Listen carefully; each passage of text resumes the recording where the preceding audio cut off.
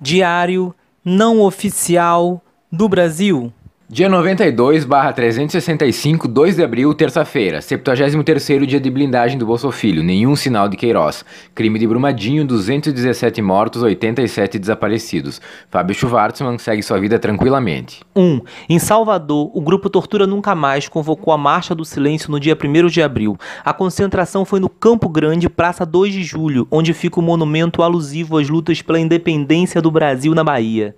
Passou pela Praça da Piedade, onde está o monumento aos heróis da Revolta de Búzios de 1798. E terminou num ato no Campo da Pólvora, antigo Campo dos Mártires, onde foi fuzilado o Padre Roma por organizar a luta na Bahia no período da Revolução Pernambucana. Na praça, em frente ao Fórum Rui Barbosa, foi inaugurado em 2017 o monumento aos mortos e desaparecidos na luta contra a ditadura civil-militar de 1964. Percorrer o caminho das resistências, no momento tão grave da história do país, nos dá uma perspectiva do lado certo da história, nos alenta. 2. O governo Bolsonaro produz uma fake news oficial sobre a ditadura civil-militar no Brasil. 3. O presidente eleito foi a mais uma visita internacional para destruir nossa imagem, nossas possibilidades de comércio internacional e de qualquer relação diplomática.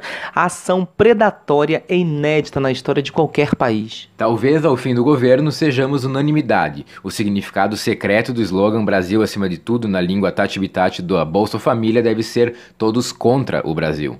O terraplanista, ministro das Relações Exteriores, não sabe o significado de relações nem de exteriores. Estamos nos equilibrando na borda e ela fica cada vez menor. Além de Netanyahu e Trump, quem ganha alguma coisa com a visita de Bolsonaro a Israel, com todas as genuflexões e afrontas aos árabes? Porque nada é de graça. Alguém está ganhando com isso e não somos nós. A destruição de todo um trabalho de diplomacia foi muito rápida. O Hamas se posiciona e deixa clara a sua insatisfação. Até agora, pasmem, o erro menor das suas aventuras diplomáticas foi chamar os chilenos de venezuelanos. 4.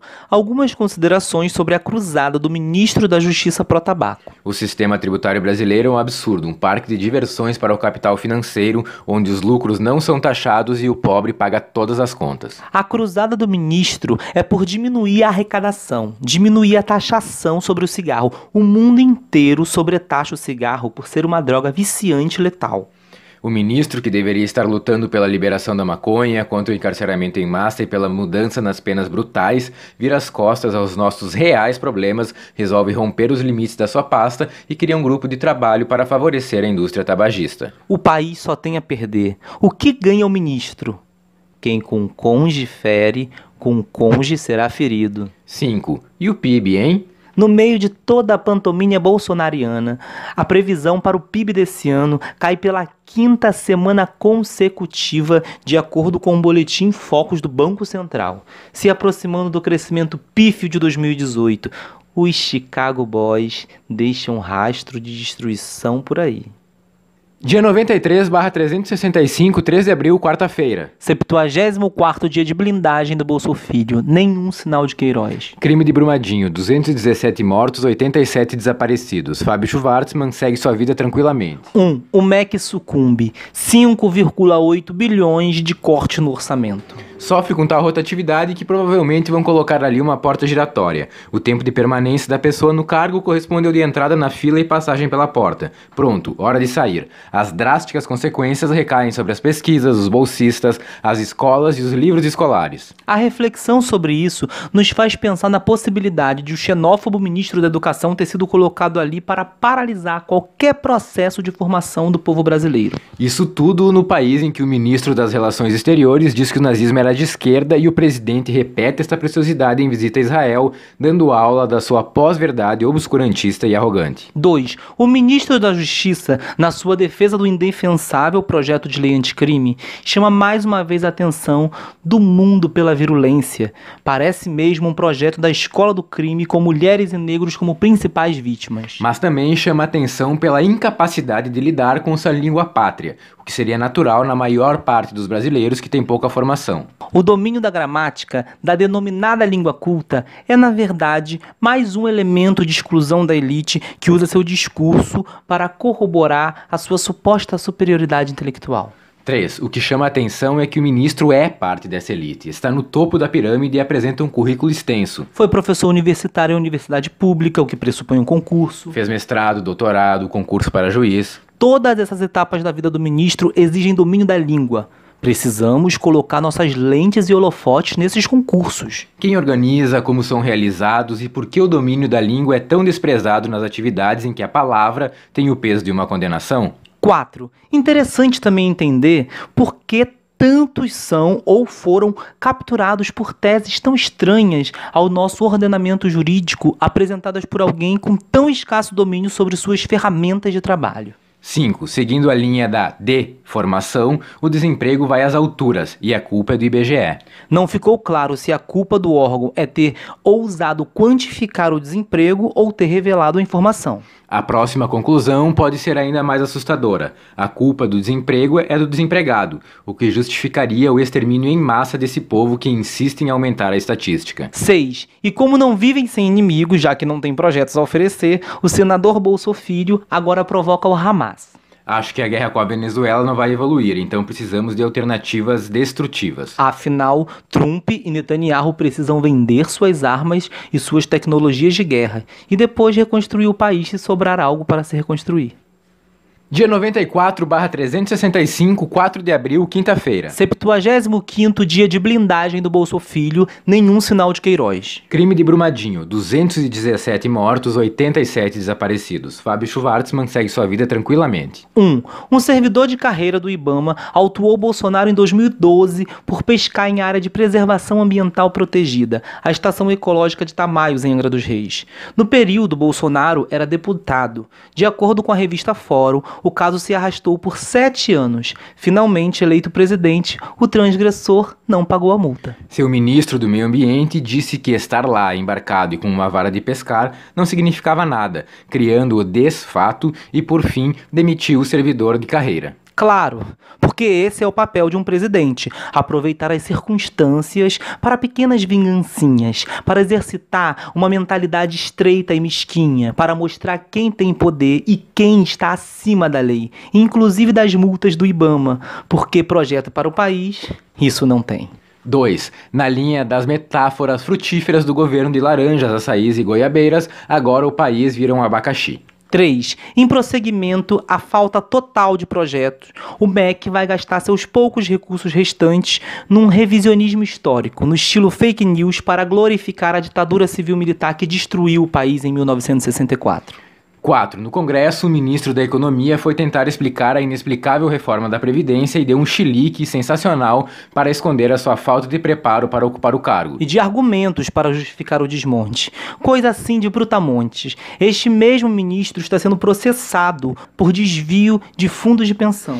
Talvez seja sua vocação natural. Ameaça sair, mas acredito que não cumpra sua promessa. Talvez precise do foro privilegiado. Além do que, a resposta devida aos seus pares, os banqueiros, ainda está no ar. 5. E na linha da obviedade do golpe, que abriu espaço para tudo isso que está aí, Dilma foi finalmente oficialmente inocentada no caso da compra da refinaria em Passaderna. Não obstante, o fake espetáculo que começou em 2013 prossegue com o desmonte do Estado de Direito a cargo da Bolsa Família.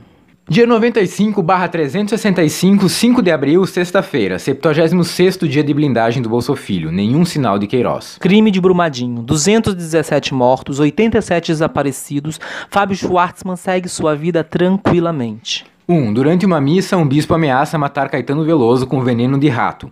A missa, oficiada por esse estranho sacerdote, tece elogia a tortura, com a presença da viúva do torturador maníaco Ustra. A viúva naturalmente vive de pensão, paga com dinheiro público. Ustra não foi julgado nem condenado e agora é glorificado por representantes da Igreja Católica e pelo presidente eleito. 2. Em um vídeo divulgado pelo Diário do Centro do Mundo, o presidente eleito balbucia para empresários em Israel coisas estranhas sobre inspeção e confiança, num discurso infantil e incoerente. É constrangedor. Se o passaporte diplomático do presidente se perdesse, talvez os eleitores lá dele salvassem alguns negócios, porque do jeito que está, não vai rolar. 3. O Twitter parece ser o canal oficial das Faspalices e agora, com a adesão do ministro da Justiça, estamos todos correndo o risco de sentenças e condenações por Twitter doravante. Ele, na ocasião, aproveita para apresentar prova de sua identidade, o calendário de um banco. 4. A revista Fórum informa que o ministro do Turismo é comprovadamente agente laranja, crimes de lavagem de dinheiro e falsidade ideológica. Mas isso não vem ao caso.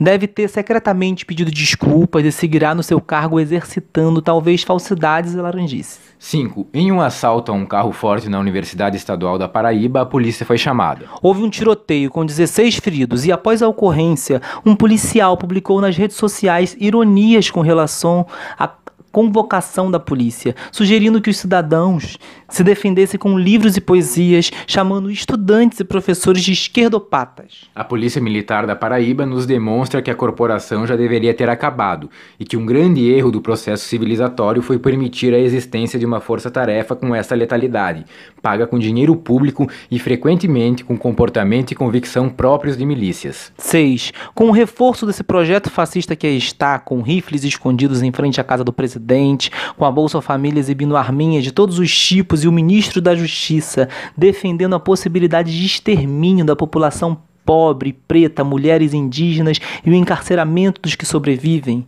é hora dos governos estaduais reverem os seus braços armados.